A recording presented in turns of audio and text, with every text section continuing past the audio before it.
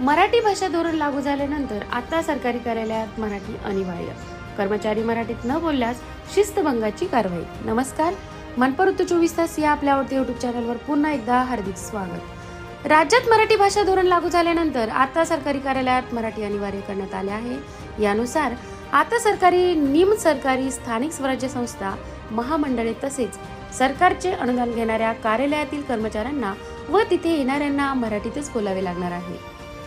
मराठीत बोला अशा आशयाचे फलक या कार्यालयात अनिवार्य करण्यात आले असून याची अंमलबजावणी न झाल्यास संबंधित अधिकारी कर्मचाऱ्यांवर शिस्तभंगाची कारवाई करण्यात येणार आहे. मराठीच्या अनिवार्यतेबाबतचा शासन निर्णय नियोजन विभागाकडून सोमवारी जारी करण्यात आला. मराठीतून न बोलणारे अधिकारी कर्मचाऱ्यांची तक्रार थेट संबंधित विभाग प्रमुख, कार्यालय प्रमुखाकडे करता येणार आहे. त्याची पडताळणी करून संबंधित